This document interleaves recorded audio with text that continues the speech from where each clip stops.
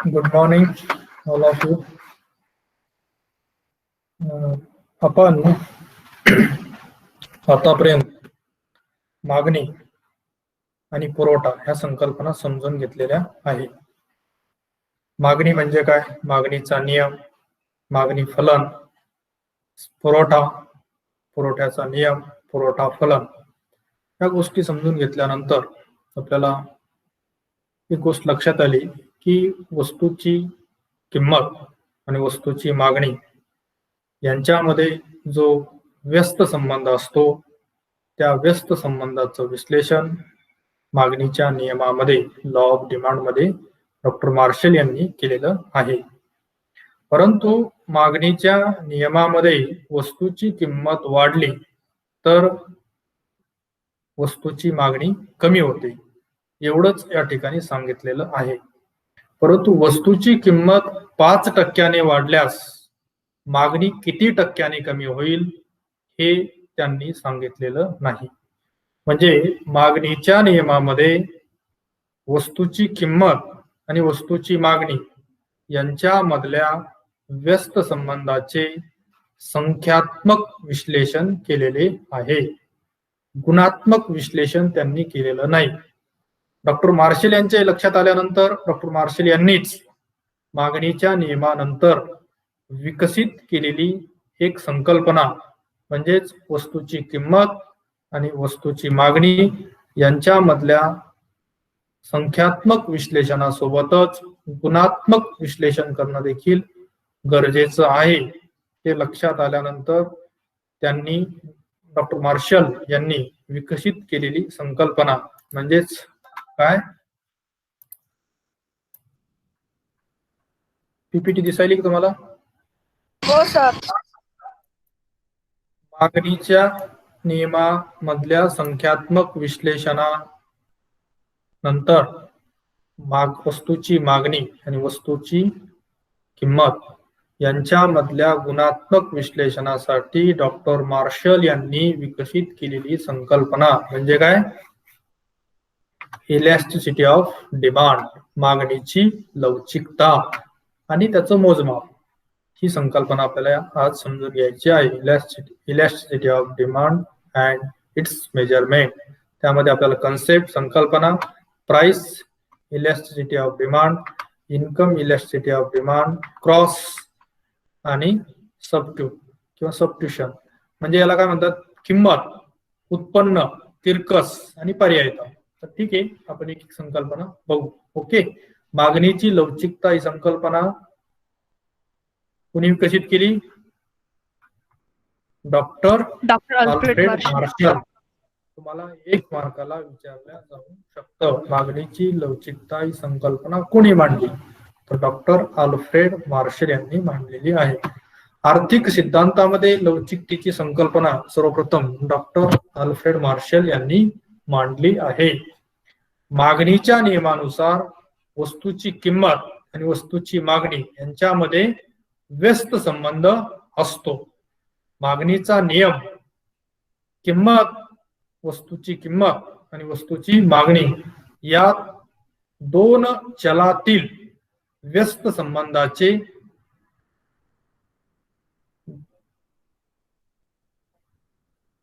गुणात्मक वर्णन करताना दिसून येतो. ओके, गुणात्मक वर्णन करतो, संख्यात्मक नाही. म्हणजेच किमतीच्या विरुद्ध दिशेने मागणी वस्तूच्या मागणीत होणाऱ्या बदलाची दिशा दाखवतो. गुणात्मक वर्णन करतो. गुणात्मक वर्णन म्हणजे काय, दिशा. अगोदर संख्यात्मक गुणात्मक मध्ये थोडसा हे झालं. तर मागणीचा नियम हा गुणात्मक वर्णन करतो. गुणात्मक म्हणजे काय, सोप्या शब्दात किंमत वाढली तर मागणी काय होते, कमी होते. म्हणजे किमतीच्या विरुद्ध दिशेने मागणीत बदल होण्याचा काय गुण आहे. गुण, गुण म्हणजे कळतं ना आपल्याला, मार्क नाही, गुण, गुणी. त्याच्यामध्ये काय प्रवृत्ती आहे, किंमत वाढली तर मागणी कमी होताना दिसून येते. म्हणजे किमतीच्या विरुद्ध दिशेने मागणीत बदल होण्याचा गुण आहे. गुण म्हणजे कळलं तुम्हाला? गुण गुणी गुणी गुणी गुण लक्षात आलं का? गुणात्मक वर्णन किमतीच्या विरुद्ध दिशेने मागणीत होणारा बदल, म्हणजे त्याची दिशा डायरेक्शन ही निश्चित आहे. Increase in price, decrease in demand, he Disha final आहे. म्हणून या ठिकाणी या गुणात्मक वर्णन त्या ठिकाणी केलेलं आहे. परंतु किमतीतील बदल हा जर विशिष्ट प्रमाणात असेल, 10% असेल, तर किमतीत जर वाढीचा 10% बदल असेल तर मागणीचा नियम काय सांगेल की किंमत जर 10% वाढली तर मागणीच्या नियमाप्रमाणे त्या वस्तूची किंमत काय होईल? बोला. कमी होईल. किती कमी होईल? 10%. संख्यात्मक नाही सांगितलं सर, फक्त गुणात्मक सांगितलेलं आहे. म्हणजे त्यांनी निश्चित त्या ठिकाणी किती बदल होईल याचा विचार केलेला नाही. आणि ही अडचण, ही गोष्ट जेव्हा मार्शलच्या लक्षात आली तेव्हा मार्शलनेच लॉ ऑफ डिमांड नंतर मायक्रो इकॉनॉमिक्स मध्ये विकसित केलेली एक महत्वाची संकल्पना म्हणजे काय? मागणीची लवचिकता होय. किमतीच्या विरुद्ध दिशेने मागणीत बदल होतो, परंतु तो सर्व वस्तूच्या बाबतीत सारखा असतो की नसतो? थोडं माहित असेल आपल्याला. नसतो. प्रत्येक वस्तूच्या स्वरूपानुसार वेगवेगळा असतो. व्यवहारामध्ये सर्व वस्तूवर किंमत बदलाचा एक समान, एक सारखा परिणाम होताना दिसून येत नाही. वेगळ्या वस्तूवर वेगळा परिणाम होतो. तर वस्तूनुसार तो कमी अधिक प्रमाणात होत असतो. वस्तू कोणत्या प्रकारची? वस्तूचे अनेक प्रकार आहे, बरोबर आहे. पर्यायी वस्तू, पूरक वस्तू, स्वतंत्र वस्तू, काय अजून चैनीच्या वस्तू, जीवनावश्यक वस्तू, असे अनेक प्रकार उपप्रकार आपण वस्तूंचे सांगू शकतो. तर ह्या वेगळ्या प्रकारच्या वस्तूवर वस्तूच्या किमतीचा परिणाम हा वेगवेगळा होतो. म्हणूनच वस्तूची किंमत आणि वस्तूची मागणी यांच्यातील संख्यात्मक संबंधाचा अभ्यास करणं आवश्यक आहे. मागणीची लवचिकता ही संकल्पना प्रामुख्याने वस्तूची किंमत व वस्तूची मागणी या दोन चलातील संख्यात्मक संबंधाचा अभ्यास करते. म्हणजेच किमतीतील विशिष्ट प्रमाणातील बदलामुळे मागणीत नेमका किती बदल होतो, किती संख्येने बदल होतो, हे मागणीची लवचिकता सांगते. म्हणजे वस्तूची किंमत आणि वस्तूची मागणी यांच्यामधल्या संख्यात्मक संबंधाचं विश्लेषण कोणी केलेलं आहे?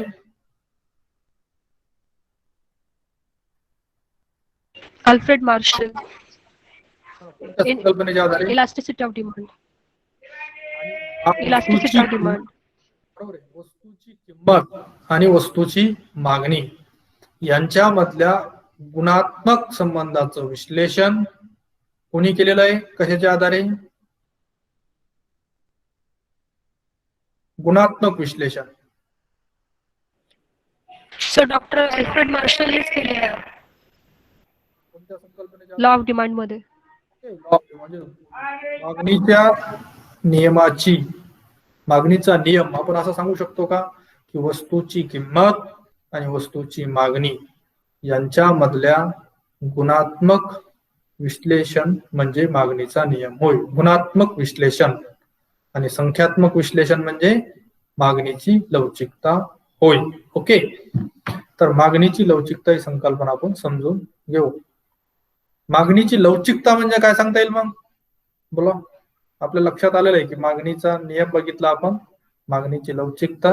दोन्हीमध्ये मूलभूत स्वरूप मागणीची लवचिकता मांडण्याच्या पाठीमागचं मुख्य कारणच हे आहे की मागणीच्या नियमामध्ये फक्त गुण सांगितलेला आहे की किंमत वाढली तर मागणी कमी होते आणि किंमत कमी झाली तर मागणी वाढते. किंमत मागणीमध्ये विरुद्ध संबंध असतो, परंतु हा विरुद्ध संबंध प्रत्येक वस्तूच्या बाबतीत सारखा नसतो हे निश्चित. आणि त्यामुळं किंमत आणि मागणी या दोन चलामधल्या संबंधाचं अधिक शास्त्रशुद्ध पद्धतीने आणि पुढचं विश्लेषण करण्यासाठी मागणीची लवचिकता ही संकल्पना डॉक्टर अल्फ्रेड मार्शल यांनी मांडलेली आहे. तर यावरून आपल्याला थोडंसं लक्षात आलं की मागणीची लवचिकता, मागणी म्हणजे काय आपल्याला माहिती आहे. सांगा मागणी म्हणजे काय? मागणी म्हणजे काय? What is mean by sir desire, ability to pay आणि विलिंग टू पे म्हणजे मागणी होय. याचं मिक्सचर म्हणजे मागणी होय. ओके. अजून कोण सांगतो? दुसरा मराठीत कोण सांगतो? मागणीची लवचिकता म्हणजे काय? बोला. मागणी म्हणजे काय? एखाद्या विशिष्ट वेळेला व एखाद्या विशिष्ट किमतीला बाजारातील जे उपभोक्ते एखाद्या वस्तूंची मागणी करतात त्यांना मागणी असं म्हणतात. त्या गरज याला जर क्रयशक्तीचं पाठबळ मिळालं तर विशिष्ट वेळी विशिष्ट किमतीला विशिष्ट नगसंख्येची जी खरेदी केली जाते, मागणी केली जाते, त्याला आपण मागणी असे म्हणतो. ओके. मागणी म्हणजे काय आपल्याला माहिती आहे. लवचिकता म्हणजे काय? शब्द ऐकलेला आहे तुम्ही. मागणीची लवचिकता नंतर, पण मागणी म्हणजे काय आणि लवचिकता. लवचिकता म्हणजे काय? म्हणजे बदल. बदल. बरोबर आहे. बदल. आपल्याला जो माहिती अर्थ तोच अर्थ आहे लवचिकता. लवचिक आपण म्हणतो लवचिक, तोच अर्थ आहे याचा. लवचिक म्हणजे काय? बदल. सहज बदल होतो. सहज बदल होतो. अजून काय कोण सांगतो? लवचिकता म्हणजे काय? कमी जास्त सर. कमी जास्त सहज होणे. सहज होणे, कमी जास्त सहज होणे. ओके. बरोबर आहे. बदल होणे, कमी जास्त सहज होणे. अजून बोला. बरोबर आहे. लवचिकता, आपण लवचिकता ज्याला म्हणतो तोच अर्थ याही ठिकाणी वापरलेला आहे. शास्त्रशुद्ध पद्धतीने त्यांनी वापरला. फक्त आपल्याला जो माहिती आहे तोच अर्थ आहे. कमी जास्त होणे, बदल होणे. अजून बोला. ठीक आहे. मागणीची लवचिकता म्हणजे, आता लवचिकता म्हणजे बदल, कमी जास्त होणे, आणि मागणी म्हणजे काय आपल्याला माहिती आहे. तर मागणीची लवचिकता म्हणजे काय? बोला आता. संकल्पना सांगा, तुमच्या शब्दात सांगा, आपण बघू त्याचे अर्थ. मागणी म्हणजे काय माहिती आपल्याला, लवचिकता म्हणजे काय माहिती, तर मागणीची लवचिकता म्हणजे काय? बोला. मागणीत होणारा बदल. मागणीत होणारा बदल. बरोबर आहे. अजून बोला. मागणीत होणारा बदल. कोण सांगतो? सर याच्यामध्ये अदर फॅक्टर्स पण इफेक्ट करतात ना नाही, इलास्टिसिटी ऑफ डिमांड मध्ये? करतात. सगळेच घटक घेतलेले त्यांनी, परंतु सगळे घटक घेताना बघू ते पुढं. फक्त मागणीची लवचिकता म्हणजे काय एवढं सांगा मला. फॅक्टरचा विचार करू आपण नंतर. त्यावरून मागणी टाइप्स ऑफ, म्हणजे मागणीच्या लवचिकतेचे प्रकार त्यावरून पडतात. तुम्ही जो प्रश्न विचारला टाइप्स ऑफ, तर मागणीची लवचिकता म्हणजे काय एवढं सांगा मला अगोदर. सर ते वेगवेगळे जे फॅक्टर्स जे मागणीवर इफेक्ट करतात त्याच्यामुळे कमी अधिक प्रमाणात जो काही बदल होतो मागणीमध्ये तो म्हणजे मागणीची लवचिकता. बरोबर आहे. मागणीमध्ये कमी अधिक प्रमाणात होणारा बदल म्हणजे मागणीची लवचिकता. मागणी, वस्तूची मागणी ही वस्तूची किंमत, वस्तूचं उत्पन्न, पर्याय वस्तूच्या किमती, पूरक वस्तूच्या किमती अशा इतर अनेक घटकावर अवलंबून असते. या घटकातील बदलामुळे मागणीत होणारा कमी अधिक प्रमाणातला बदल म्हणजे काय? मागणीची लवचिकता. सोप्या शब्दात. ओके. स्वतंत्र घटकाचा परतंत्र घटकावर होणारा कमी अधिक परिणाम, किमतीतील बदलाचा मागणीवर होणारा कमी अधिक प्रमाणातला, काय कमी अधिक काय म्हणले तुम्ही? बरोबर आहे तुमचं. कमी अधिक बदल. ओके. कमी अधिक बदल हा शब्द महत्वाचा आहे. तर ठीक आहे. मागणीची लवचिकता म्हणजे काय? तर मागणीची लवचिकता म्हणजे मागणीच्या नियमाची संख्यात्मक, परिमाणात्मक, मात्रात्मक व्याख्या होय. मागणीच्या नियमाचीच व्याख्या ही, परंतु कोणती व्याख्या आहे? संख्यात्मक. मागणीचा नियम वस्तूची किंमत आणि वस्तूची मागणी यांच्यामधल्या गुणात्मक बाबीचं विश्लेषण करतो की किंमत वाढली तर मागणी कमी होते, परंतु किती किंमत वाढल्यामुळे किती मागणी कमी होते हे त्यांनी सांगितलेलं नाही. हे निश्चित करण्यासाठी कितीने वाढल्यामुळे, किती संख्येने किंमत वाढल्यामुळे किती संख्येने नगसंख्या कमी होते हे आपल्याला संख्यात्मक दृष्टिकोनातून परिमाणात्मक दृष्टिकोनातून मात्रात्मक नग मागणीची लवचिकता म्हणजे मागणीच्या नियमाची संख्यात्मक व्याख्या होय. बरोबर आहे, समजलं? ओके. Yes sir. संख्यात्मक विश्लेषण आणि गुणात्मक विश्लेषण. संख्यात्मक किती किंमत वाढल्यामुळे किती मागणी कमी होते, किती किंमत आणि किती मागणी किती. इतर परिस्थिती कायम असताना एखाद्या वस्तूच्या किमतीतील बदलामुळे मागणीच्या सापेक्ष नग संख्येमध्ये होणारा बदल म्हणजे मागणीची लवचिकता होय. सापेक्ष, सापेक्ष म्हणजे काय? सापेक्ष आणि निरपेक्ष अशा दोन संकल्पना वापरल्या जातात सोशल सायन्स मध्ये. तर सापेक्ष म्हणजे काय, निरपेक्ष म्हणजे काय माहिती कोणला?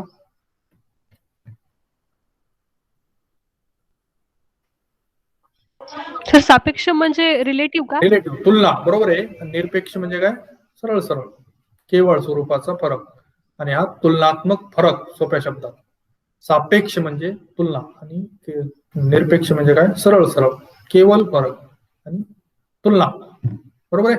इतर परिस्थिती कायम असताना एखाद्या वस्तूच्या किमतीतील बदलामुळे मागणीच्या सापेक्ष नग संख्येमध्ये होणारा बदल म्हणजे एखाद्या वस्तूची किंमत बदलली किंवा वस्तूची किंमत बदलली तर वेगवेगळ्या वस्तूच्या मागणीवर होणारा वेगवेगळा परिणाम म्हणजेच काय?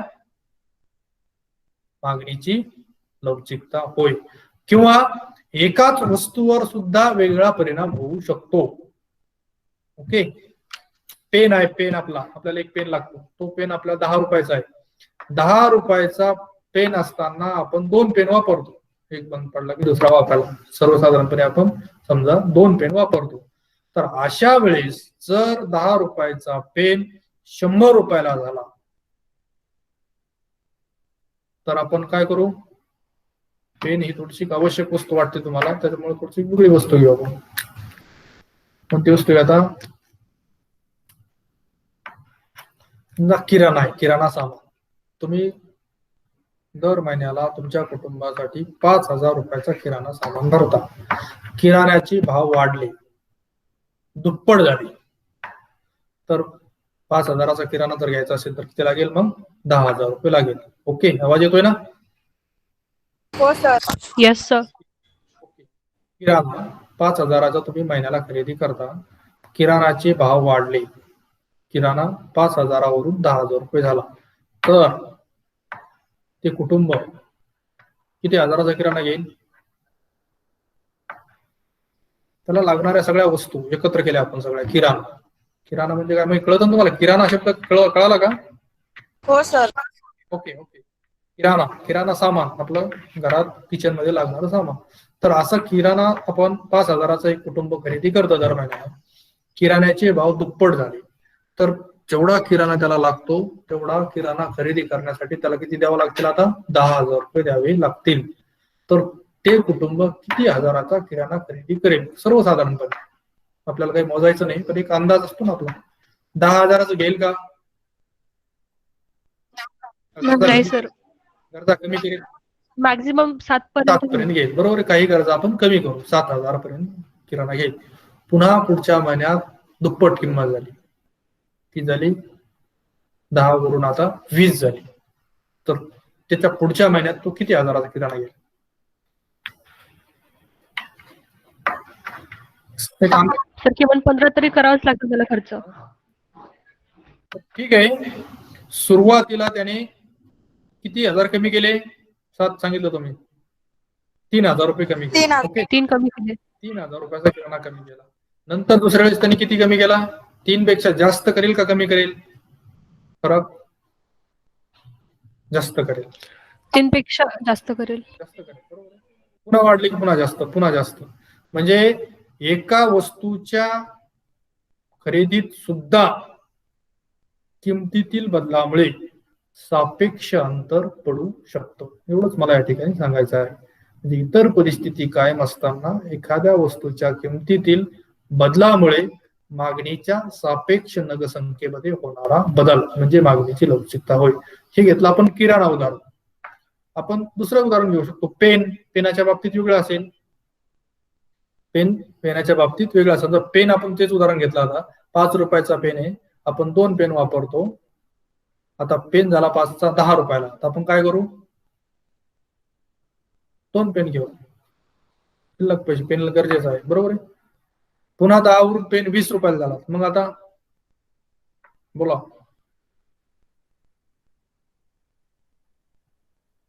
सर एखादा दुसरा पेन घेता येईल ना? एकच पेन आहे असं आपल्याला उदाहरण, आपल्याला लवकर सापेक्षकडे यायचंय. तुम्ही म्हणता तसं बी करता येईल विचार, पण तो विचार करत असतानाच आपले 20 मिनिटं निघून जातील. एकच पेन असं गृहीत धरा की तो पेन 5 रुपयाला आहे, आपण 2 पेन वापरतो. आपण पेनची किंमत 5 वरून 10 झाली, तर आपण समजा 2 पेन घेऊ, हे सुरुवातीला सांगितलं. पुन्हा पेनची किंमत 10 वरून 20 झाली, तर आता किती पेन घेऊ आपण? सर आता एकच घेऊ. 20 वरून पेनाची किंमत 50 झाली, 100 झाली, तरी देखील गरजेचं असल्यामुळे आपण एक पेन खरेदी करू. म्हणजे किराण्यामध्ये अंतर वाढत चाललं, याच्यामध्ये अंतर 0 होत जाईल नंतर. म्हणजे मला असं म्हणायचं की प्रत्येक वस्तूच्या बाबतीत मागणीची, मला म्हणण्यापेक्षा हा सिद्धांत आहे की सापेक्ष नगसंख्येत वस्तूच्या किमतीतील बदलामुळे प्रत्येक वस्तूच्या मागणीच्या सापेक्ष नगसंख्येमध्ये वेगवेगळा बदल होतो. ओके. आणि हा वेगवेगळा होणारा बदल, याचा अभ्यास म्हणजेच काय? इलास्टिसिटी ऑफ डिमांड, मागणीची लवचिकता होय. ओके.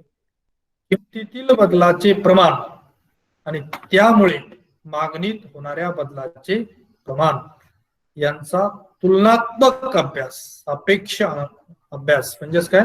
तुलनात्मक अभ्यास म्हणजेच मागणीची लवचिकता होय. की वस्तूची किंमत 5% बदलली, तर वस्तूची मागणी किती टक्क्याने बदलते, याला काय म्हणतात? मागणीची लवचिकता असे म्हणतात. काही प्रश्न घ्यायच्या मागणीची लवचिकतेमध्ये तुम्हाला येऊ शकतो 5 मार्काला. मागणीची लवचिकता संकल्पना स्पष्ट करा. तर आपल्याला याच्या आधारे मागणीची लवचिकता ही संकल्पना स्पष्ट करता येईल. ओके. ते प्रश्न घेतलं की मागणीची लवचिकता ही संकल्पना डॉक्टर अल्फ्रेड मार्शल यांनी मांडलेली आहे. मागणीच्या लवचिकतेमध्ये मागणीच्या नियमामधला दोष जो आहे की फक्त गुणात्मक वर्णन त्या ठिकाणी केलेलं आहे, परंतु बऱ्याच बाबतीत गुणात्मक वर्णनापेक्षा उपभोक्त्यांना संख्यात्मक माहिती सुद्धा अपेक्षित असते. म्हणून वस्तूची किंमत आणि वस्तूची मागणी या 2 चलामधील संख्यात्मक विश्लेषण करण्यासाठी मागणीची लवचिकता ही संकल्पना मार्शल यांनी विकसित केलेली आहे. मागणीची लवचिकता म्हणजे मागणीची लवचिकता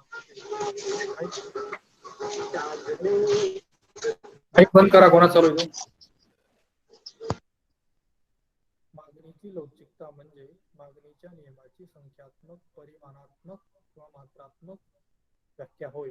थोडक्यात इतर परिस्थिती जर कायम असेल तर वस्तूच्या किमतीतील बदलामुळे मागणीच्या सापेक्ष नगसंख्येमध्ये होणारा बदल म्हणजे मागणीची लवचिकता होय. किंवा मागणीच्या किमतीत विशिष्ट प्रमाणात जर बदल झाला तर त्या बदलामुळे मागणीत होणारा विशिष्ट प्रमाणातील बदल याचा तुलनात्मक अभ्यास म्हणजे मागणीची लवचिकता होय.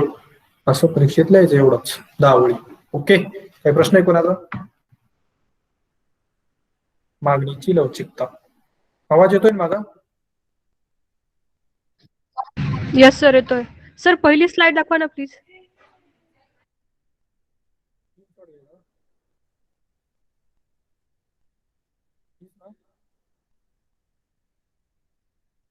पाच मार्काला आपल्याला मागणीच्या लवचिकतेशिवाय तुमची प्रश्नपत्रिका असणार नाही. त्यापेक्षा आपल्याला इकॉनॉमिक्सचा अभ्यास करत असताना मागणी आणि पुरवठा या संकल्पनाविषयी समजून घेत असताना त्यातली एक महत्वाची संकल्पना म्हणून आपण मागणीच्या लवचिकतेचा विचार करतो. ओके. काही प्रश्न आहे का कोणाचा?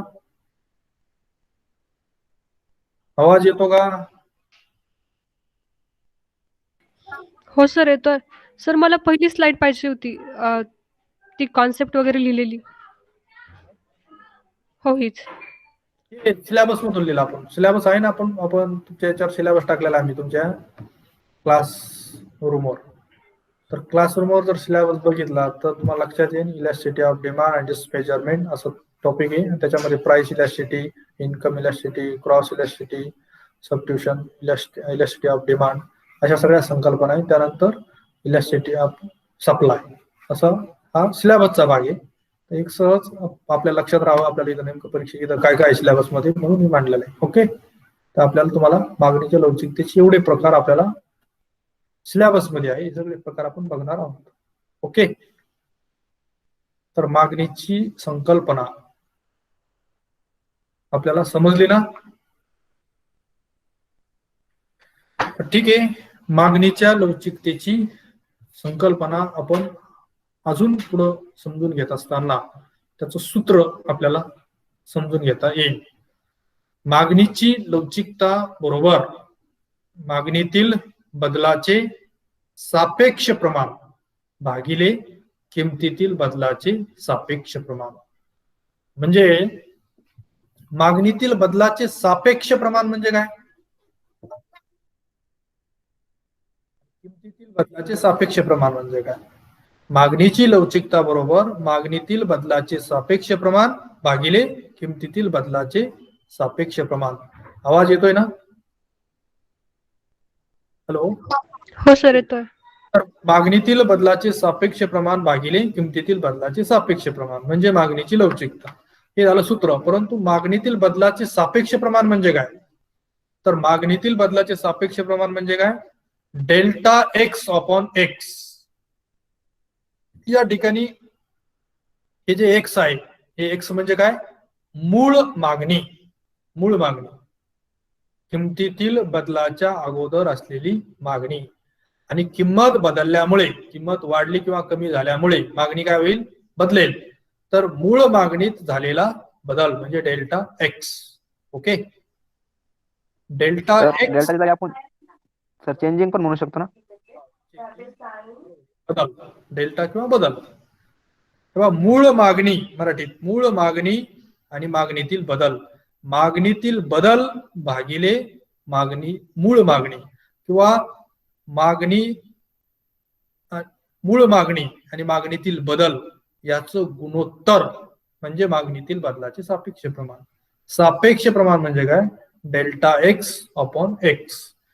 मागणीतील बदल आणि मूळ मागणी. मूळ मागणीत बदल केव्हा होईल?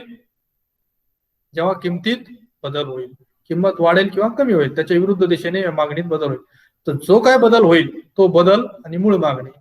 मूळ मागणीतील बदल भागिले मूळ मागणी म्हणजे काय? बोला. मागणीतील सापेक्ष बदल म्हणजे काय? कोण सांगतं? बोला.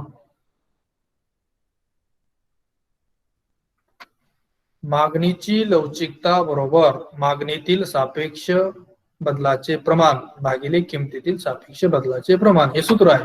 आता प्रश्न असा की मागणीतील सापेक्ष बदल म्हणजे काय? तर मूळ मागणी, मूळ मागणीत होणारा बदल. आणि हे काय? किमतीतील सापेक्ष बदल म्हणजे काय? Delta P upon P. Delta म्हणजे काय? बदल, चेंज. किमतीतील चेंज, किमतीतील बदल आणि मूळ किंमत. मूळ किंमत, मूळ मागणी. समजा ही किंमत, पेन घेतला आपण तर पेनाची किंमत 5 रुपये. एक पेन केवढ्याला मिळतो? 5 रुपयाला. ओके, तर पी बरोबर किती? बोला. 5. 5 रुपये. 5 रुपये. एक्स बरोबर किती? 1. x1 किंवा एक पेन. ओके, समजा पेनाची किंमत 5 वरून 2.5 रुपये झाली, म्हणजे 2.5 भागिले 5 जे काही होईल ते काय? किमतीतील सापेक्ष बदल. 2.5 रुपये झाली किंमत, तर किंमत कमी झाल्यामुळे मागणी काय होईल? वाढते. किती होईल मग डेल्टा एक्स? एक अंदाज समजा आपला 2 होईल. म्हणजे 2 भागिले 1, 2 भागिले 1 म्हणजे हा काय? मागणीतील सापेक्ष बदल. आणि हा 2.5 भागिले 5 म्हणजे काय? किमतीतील सापेक्ष बदल.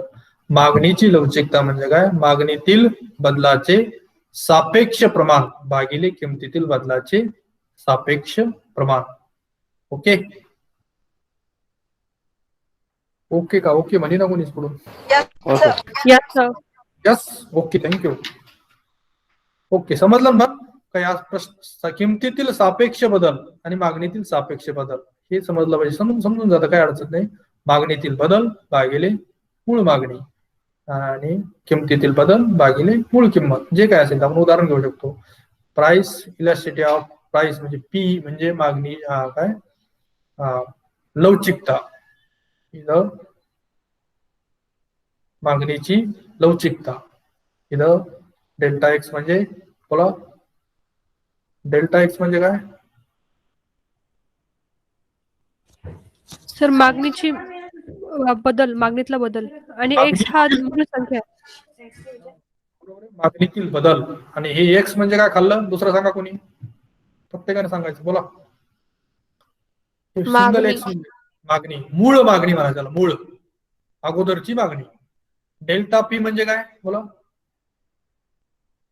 किमतीतील बदल, चेंज किमतीतला इन बदल. प्राइस. हे पी म्हणजे काय? मूळ किंमत. मूळ किंमत. बरोबर. बेस ही मूळ किंमत, मूळ मागणी जी काय असेल ती. या मूळ किमतीत बदल झाला, कोणताही बदल, वाढ किंवा घटित झाला, तर त्या ठिकाणी काय होईल? त्यात वाढ किंवा घट होईल. आणि दुसरी एक बऱ्याच वेळेस स्पर्धा परीक्षेला सुद्धा हा प्रश्न विचारला जातो की मागणीची लवचिकता नेहमी डॅश डॅश असते. तर नेहमी कशी असते ती? निगेटिव्ह. नेहमी ऋण असते. म्हणजे हा प्रश्न बऱ्याच वेळेस विचारला जातो की मागणीची लवचिकता ही कशी असते. तर मागणीची लवचिकता कशी असते? नेहमी ऋण असते. ऋण येईल का बघा बरं. आपण तेच उदाहरण घेतलं, 5, 2.5. गणिती पद्धतीनं, पण ठीक आहे, पण नेहमी ऋण असते. किती येते? म्हणून इथं ऋण चिन्ह सुद्धा दिलेलं असतं बऱ्याच वेळेस इथं.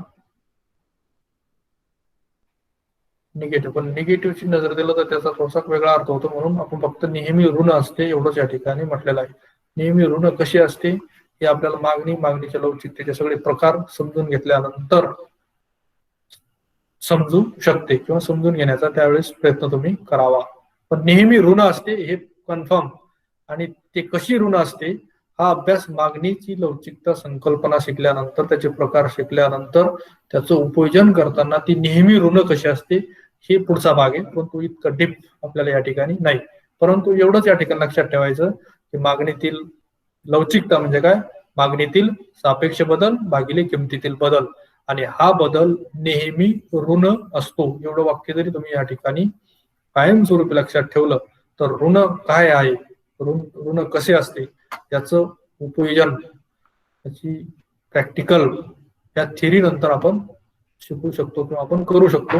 परंतु तेवढा भाग आपल्याला इथं नाही. तर तो ठीक आहे, तुम्हाला तो शिकता येईल टप्प्याटप्प्याने. तर मागणीची लवचिकता म्हणजे काय ही संकल्पना आपण या ठिकाणी समजून घेतलेली आहे. ओके. मागणीच्या लवचिकतेचे प्रकार. तर मागणीच्या लवचिकतेचे प्रकार: किंमत लवचिकता, उत्पन्न लवचिकता, तिरकस लवचिकता आणि पर्यायता लवचिकता असे 3 प्रकार या ठिकाणी आहे. तर एक एक प्रकार आपल्याला बघता येईल.